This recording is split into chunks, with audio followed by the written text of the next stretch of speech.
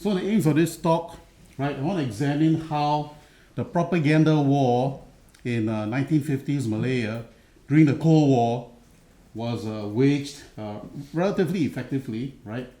I want to help us understand the impact of enlightened propaganda-minded leadership through an analysis of the efforts of General Sir Gerald Templer. Some of you who have followed emergency and British military history may know who he is, right? At one time, he was after Malaya, he was chief of the Imperial General Staff in the UK, 1950s. We want to unearth enduring general lessons for ending wars today. And the perspective being adopted is that of an academic historian, not a practitioner with experience of the emergency, right? So the concept of propaganda, which I will lay out this morning, is actually based on some of my earlier work. Nowadays, I'm seen more as a specialist in counterterrorism in Southeast Asia, as well as a national security analyst. But my earlier work was actually on as a historian on the Malayan Emergency. So some of the sources, which are not all, but some of the sources which I've drawn upon for this talk, they're particularly the first source, the book, Emergency Propaganda, Meaning of Malayan Hearts and Minds. Right. So what's the emergency?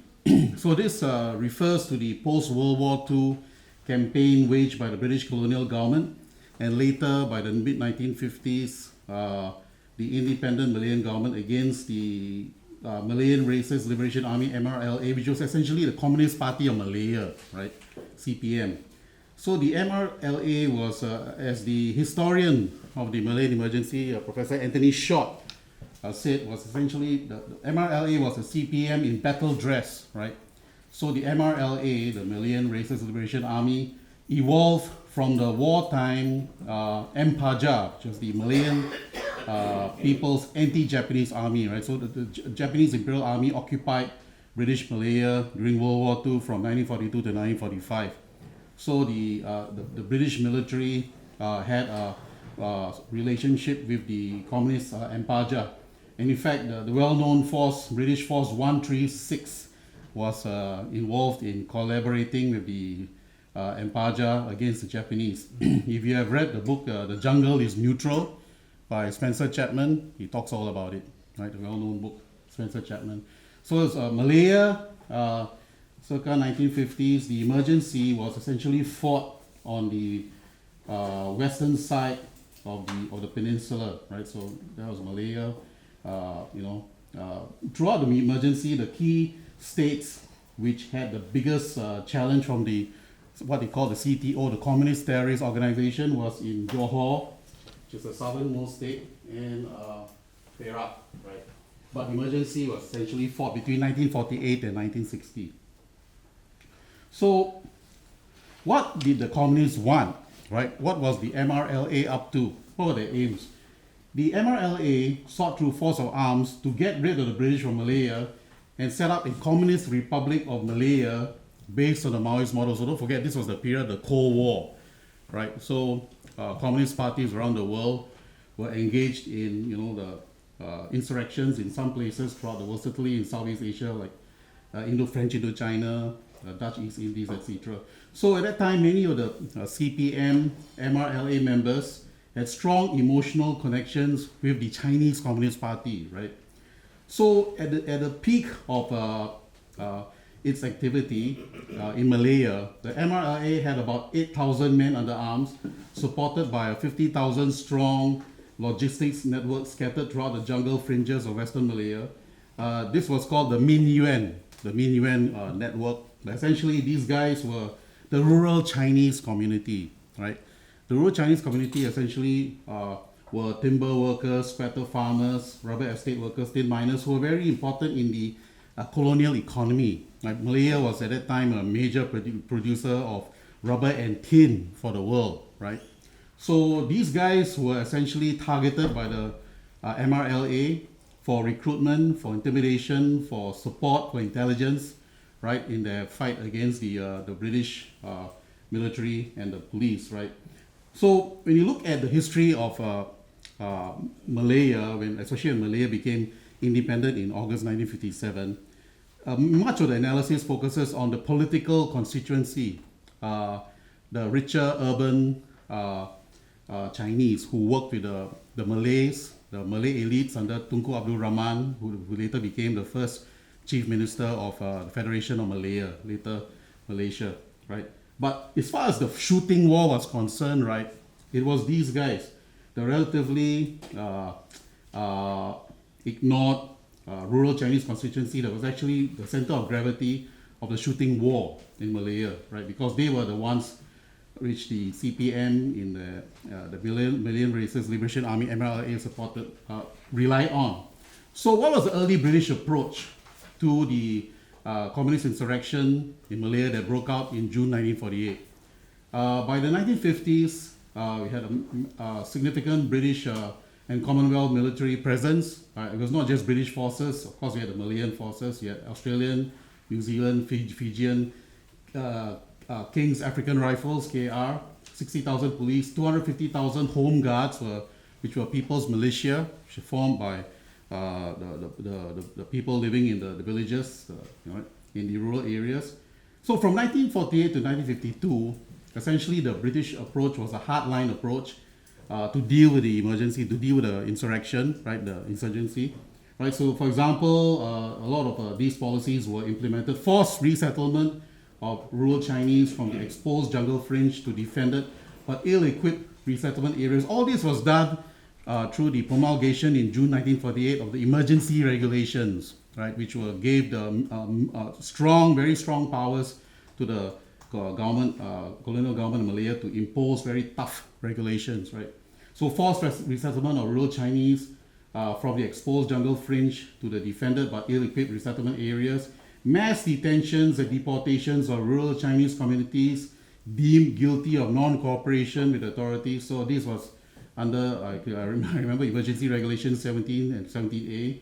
Collective punishment, fines on villagers suspected of colluding with the terrorists. So collective punishment was not a policy invented in Malaya, it was actually done in Palestine as well. So some of these policies were very draconian, very hard line to deal with the physical threat posed by the CPM. So what were the reasons for this hard line, right? Two reasons. Number one, some of you may find this interesting, British imperial policing habits. There was this term which was used in the documents, the so-called Irish model of policing, which apparently originated in the British imperial context where the colonial office in London, the challenge they faced was they had a big empire, far-flung colonies, so how to control all these imperial subjects. So one approach was, a hard line. So key senior imperial police officers who actually came from the 1920s paramilitary Royal Irish Constabulary in Northern Ireland, they moved around the empire. They adopted apparently a no-nonsense policing approach. And in fact, many of these imperial policemen, they were recruited from, they were ex-soldiers. So their approach to insurgency was essentially, I've got to show you who's boss. You have to, it's about control, right? It's about control. So there was not much focus on, trying to get to know the local population, culture. There was not much cultural affinity of the population to be policed. In fact, due to personnel transfers, regular personnel transfers, right? The so-called Irish model of policing was transmitted to Palestine during the British Mandate from 1918, 1948. And when the British Mandate in Palestine expired, that was quite fortuitous because Malaya had the emergency starting in 1948 as well. Right, so many of these officers were transferred to Malaya. Those guys who had this sort of approach to a hardline model of policing, right? And one reason why they were transferred to Malaya was because many of the original Malayan police, i.e. British officers who had been in Malaya pre-war, they had been interned by the Japanese during the occupation, and many of them were in no shape to carry on. Many of them went back, returned to the UK, right? So there was a personnel need. So apart from the British policing approach, original policing approach of the hard line, another reason, frankly, was racial stereotypes. Another reason for the hard line of policing early on was the racial stereotypes. In fact, I've done a lot of research in the British Archives, Public Record Office, right? The rural Chinese were actually very terrified of the Malayan police, because the Malayan police at the time, the face of Malayan police was European officers, right, and Malay rank and file. So in Malaya, I mean, at that time there was some racial tensions between the Malay population and the Chinese population. So this sort of thing carried on into the emergency period. In fact, at the end of World War II, in 1945, there had been racial clashes between Chinese and Malays. So when the rural Chinese saw that many of the Malays became policemen, they sensed that, you know, there was a lack of trust. The other thing was, there was actually a very useful British imperial mechanism that had been instituted in Malaya in 1877. It was called the Chinese Protectorate. Mm-hmm. So these guys were actually British officers who could speak in the local dialects. And they were sort of like the ones who were able to keep a finger on the pulse of the rural Chinese community. And they communicated with the community on behalf of the colonial government. But after World War II, this protectorate was cut for financial reasons. So essentially at the time the emergency broke out in 1948, there was a communications vacuum between the colonial government and the rural Chinese community. So this was actually quite important. So in this vacuum of lack of communication, stereotypes abounded. So the MRLA was a largely Chinese organization, right? So the thinking was, when the emergency broke out, every Chinese was a potential communist, right? And there were, and some of the documents which I read were really quite interesting. I mean, some of these were, of course, now declassified, but back then it was confidential within the colonial office. Colonial office in London, plus in Kuala Lumpur, right? The thinking was among British colonial officials was, you know, we have to be tough with the Chinese because they have a secret society complex, and therefore, in order to deal with them, you must have a strong hand, right? So this, in a way, fueled this draconian application of the very strict emergency regulations. Frankly, thousands were detained. Thousands of rural Chinese, they were detained, deported to China. There were collective fines, 22-hour curfew. So eventually, and unsurprisingly, there was mass rural Chinese alienation. In fact, one of the Chinese political leaders, late 1940s, who later became the head of the Malayan Chinese Association, Dr. Tan Cheng Lock, he actually wrote to the British High Commissioner at the time, Henry Gurney, who was later assassinated by the communists in October 1951, that, you know, this hard line is helping the communists to recruit. You are chasing these guys whose support you need into the hands of the enemy, right? It doesn't make any sense, right? So even, the ground situation, circa 1949, that's the rural Chinese villager on the left, right? And you can see in this picture, he was pretty terrified.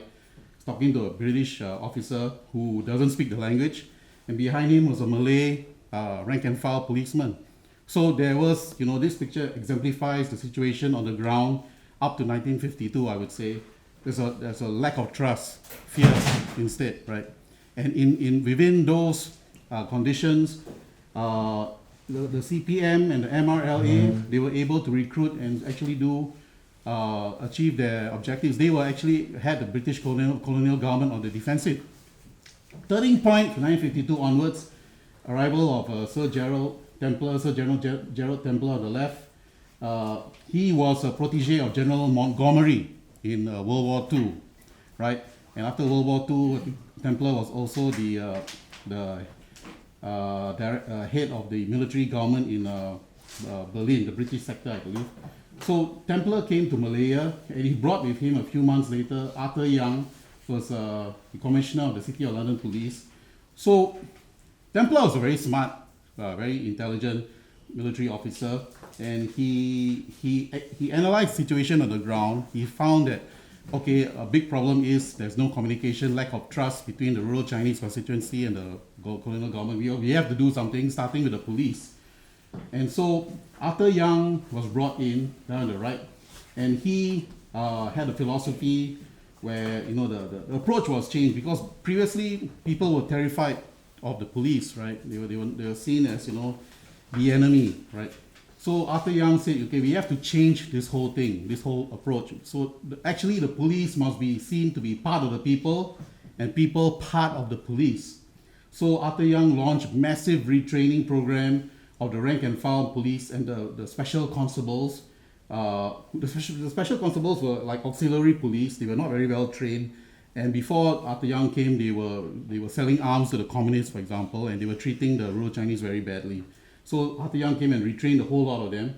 And one of the key things in the documents which I found was that, which was very effective, was that they restarted the government officers language school in Cameron Highlands in Malaya, which essentially mounted some of these training in Chinese dialects for the British officers and other European officers. And this was actually found to be very useful because when the rural Chinese heard these British and European officers talking to them in their dialects, that was apparently something which had a very positive effect, right?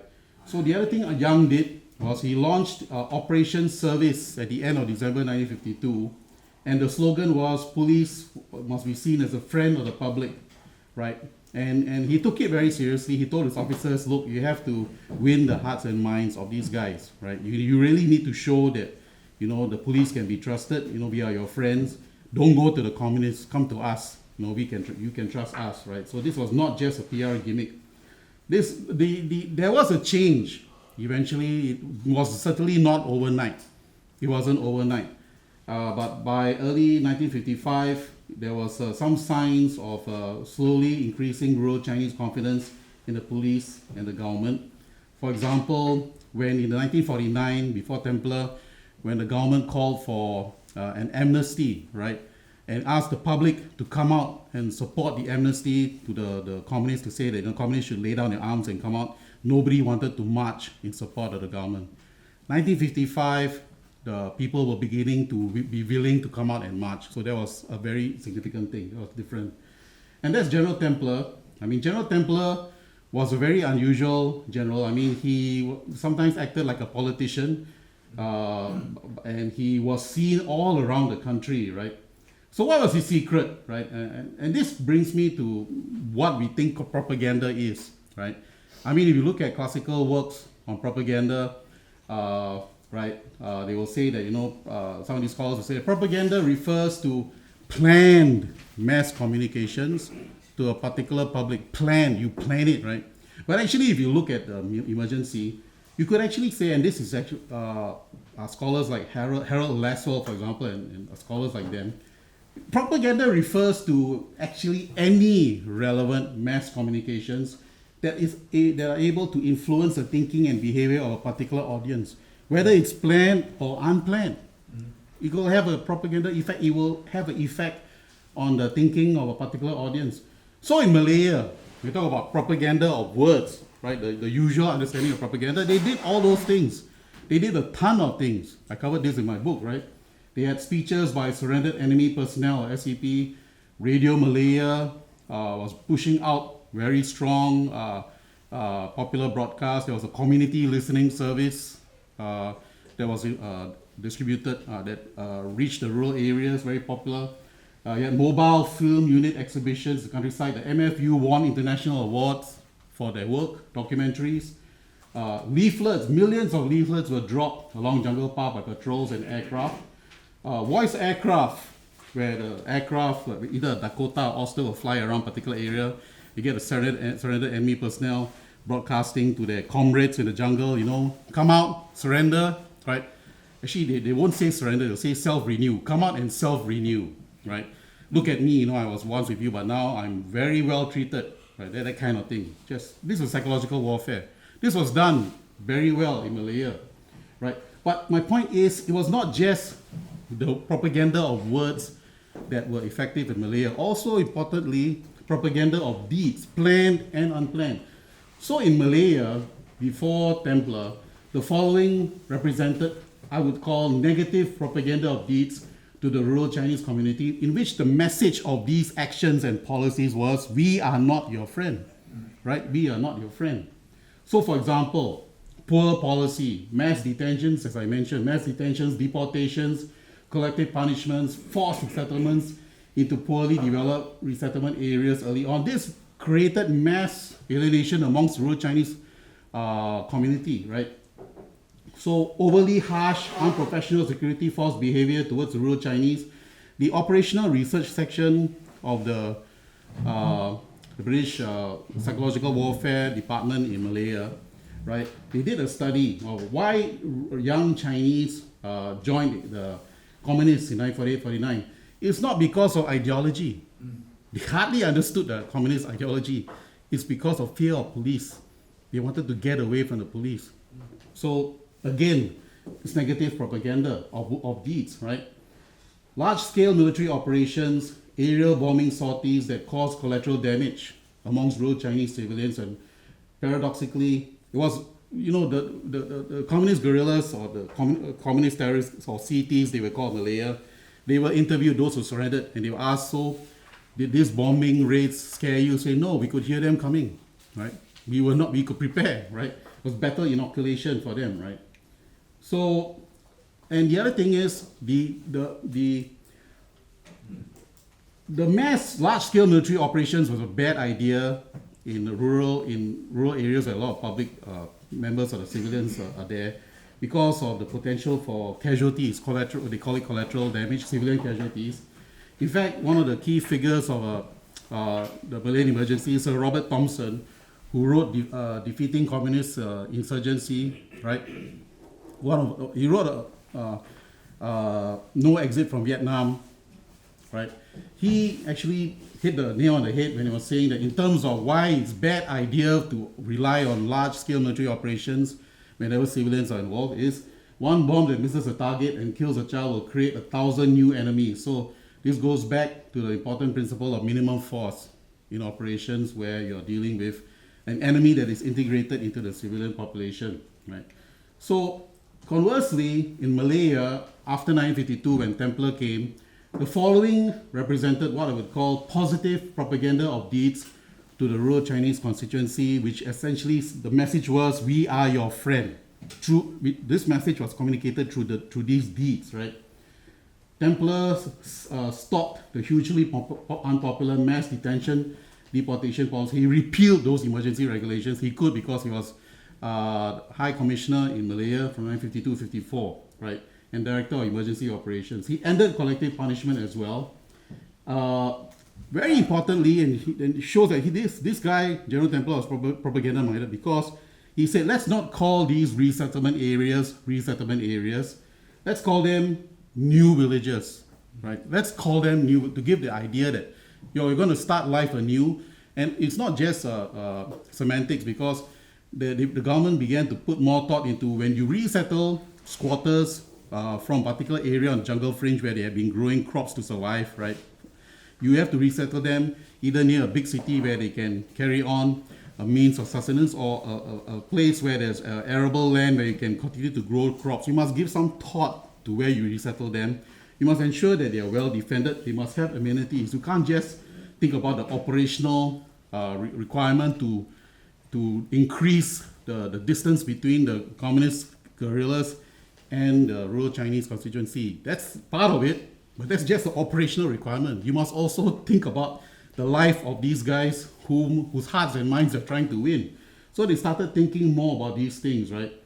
And in 1953, September 1953, Templer did something interesting. He created what is known as a white area in the settlement of Malacca, where in this white area, 1953, all those draconian emergency regulations, where there were 22 out, where there were curfews, where you can't go out. When a villager wanted to go out to work in the field, he had to go through checkpoints. He removed all that in these white areas, where, starting in Malacca State, right, where people could live normally again, as if there's no more emergency regulations. And the people in the other districts that were still under emergency regulations said, how come they can live like that? What must we do to get back to that? And they cooperate with us, give us information on the terrorists. And that's how the term they used was, from Malacca, they started in Malacca, the white areas, removal of all the emergency regulations, and then they projected success from there. And then eventually, the number of white areas grew throughout Malaya. So this is being propaganda-minded, right? improve police training and PR campaigns to turn the Malayan police from a largely paramilitary force into a community policing service as well. That was done 1952 onwards. Civics courses in which the government brought busloads of ordinary and rural folk to the urban areas, right, to see at close hand how government was working for the ordinary people was done. So the civil servants would then bring the rural Chinese to the government departments in the towns and say, okay, if you want to have a permit to, grow crops, whatever, this is how you do it, this is the person you see. So this humanized the government. The government was not at a distance anymore. And the other thing which many observers at the time commented was Templer, his was a civil appointment, right? He was a high commissioner, was director of emergency operations, but he made it a point to wear his military uniform to go around in all these heavily armed motorcades around the country to show that, government is going to protect you from the communists.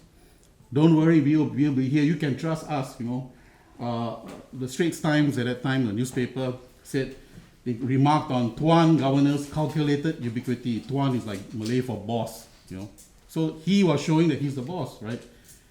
So I wonder whether it's time to just show a very short clip. It's less than a minute. Making his first train journey in Malaya, the High Commissioner, General Sir Gerald Templer, was accompanied by his wife on his recent tour of Johor. 1952 to 54 period as Templer. He used to go around the journey took them past rubber estates and through jungle areas, and 20 villages, some of them new ones, were visited. Sense of the zeitgeist of the time, very nice. Malay communities turned out to offer a He'll welcome, visit and the everybody. General also talked with many He was like a Chinese politician villagers. and talked to the Malays, At talked one to the halt, Sir Chinese. Gerald and Lady Templer He'd be each doing agreed to these plant a sorts of tree. things. He was very much for acting like a occasion. politician. The two-day tour is reported to have Wearing proved a his popular uniform. success. He didn't have to do that. He was a high commissioner, but he wore his uniform to project power. So Arthur Young, his philosophy as the commissioner of police was, in policing, minimum force was the key. So the whole idea was to behave well, calibrate the use of force, talking about the police in particular, win public confidence and spark intelligence flow on the cities of communist terrorists. And Young's point, he was a commissioner of police, he had the strong support of Templer. Young's point was, in a counterinsurgency situation, do not put the military out first. Do not put them in contact with the public so much, because military are military, police are police. Police should be the term they like to use, the sharp end of the stick. Because the police, they should be trained in community policing to know how to talk to the public in a way which builds trust and builds confidence, right? So this is from Young's own papers, which I got in the Imperial War Museum in Lambeth. Young was saying the problem was to get information. You need information to sort of mount surgical operations against the communist terrorists, right? So to get this information, soldiers and paramilitary police, they are not trained to know how to build trust. I mean, they are soldiers, they're paramilitary, so they'll use tough techniques to sort of, get information, intimidate the population, and this would actually generate resentment. So Arthur Young wanted more friendly neighborhood, Bobby on the beat approach, rather than paramilitary police, which is not much different than regular army. So this is a quotation from Young's text, right, which I put it out there. I found it interesting. He was saying that Arthur Young, Commissioner of Police of Malaya, was saying soldiers were trained to make up their minds fast so as to act quickly. Sometimes they believed that a wrong decision was better than none at all. On the other hand, the police, we must take our time, because the important thing whenever the law is involved is we have to be right from the start, because we are the ones seen to be upholding the law. So we have to get it right. Whoever we arrest, it's got to be justified, right? And this is the guy who coined the term propaganda-minded. Alec Petersen, who was actually in charge of psychological warfare under Admiral Mountbatten in Southeast Asia Command in World War II. And he came to Malaya. He's actually a headmaster in the UK, Adams Grammar School, I believe. And he was brought by Templer to Malaya in 1952. And he began to look at the situation, and he was saying that there are too many different parts of the government, the police, security forces, that are in contact with the public, and they don't talk to each other. They are all interacting in their own ways with the public, right? So so he wrote a very important paper to Templer to explain the situation, and it was only from 1952, late 52 onwards, when the government realized that, look, the bottom line is we need to deny the communists, the MRLA, the hearts and minds of the key constituency, in this case, the real Chinese. And this meant, the term he used was all of government, not just the police, but the army, the district officers on the ground, the Chinese affairs officers, any public servant in contact with the rural Chinese constituency, had to be more community-oriented, more politically sensitized. In Petersen's phrase, everybody had to be propaganda-minded. It's not, you can't just say, because he was in charge of Department of Information, so Templer said, can you win the hearts and minds? He said, yes, I can, but I need help from everybody else. Everybody must sing from the same song sheet.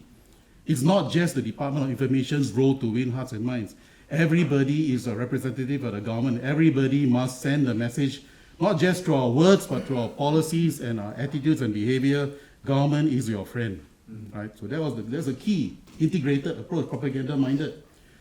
It may sound easy, but in practice, not always the case. In history, we look at this, right? For example, Edward Goodwalk from CSIS in Washington wrote a very interesting paper, the Vietnam War, and he was saying that he was being sardonic here, right? But there was a point he was trying to make. So, for example, in South Vietnam, in the Vietnam War, AID people would come to a village in Vietnam, help it out. Next day, the Air Force would flatten the village, right? Then a Special Forces team would go in to work with the survivors to rebuild the village and train them in self-defense. Next day, the artillery would barrage the village.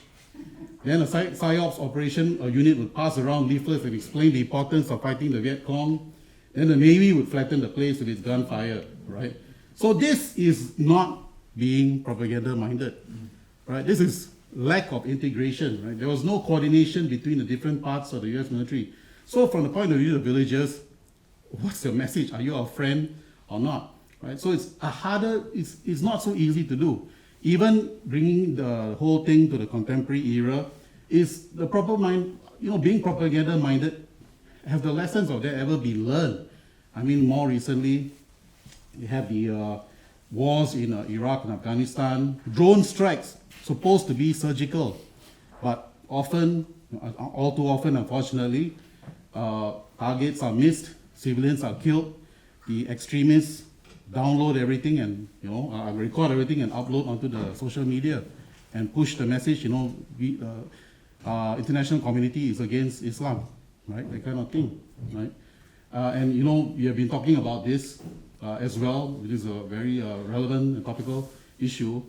In my view, the IDS massive retaliation against Hamas in Gaza after the terror attacks in Israel, which have killed a lot of Palestinians, frankly, in my view as an analyst, it's not propaganda-minded as well, because it's creating the terrorism scholars, right? Especially in Southeast Asia. Southeast Asia does feel the impact of the Hamas conflict as well. It's creating more enemies and recruitment.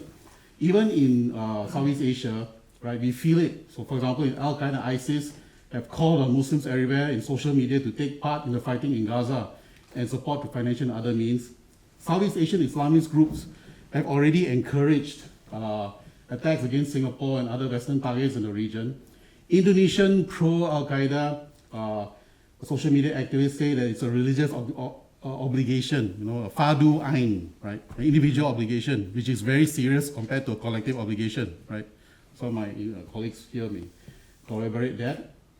So the ongoing Israel-Hamas conflict in Gaza, in fact, already this year, we've had 2 cases of radicalization based on this conflict. So it's something which we feel even in Southeast Asia, in Singapore as well, right? So to conclude, I think Malayan Emergency offers us a few lessons. Number one, not only what we say, not only what we plan, but what is unplanned, our actions, what we do, can also be propaganda, for good or ill, right? An integrated propaganda-minded strategy was the key to ultimately ending the communist insurrection in Malaya in the first emergency. That's actually the first emergency, 1948 to 1960, right? And the importance of propaganda-minded political and military leadership, as exemplified by General Templer, is also another key lesson. So ultimately, the importance of the integrated propaganda-minded approach that evolved in Malaya, I would think is still some relevance to ending wars today.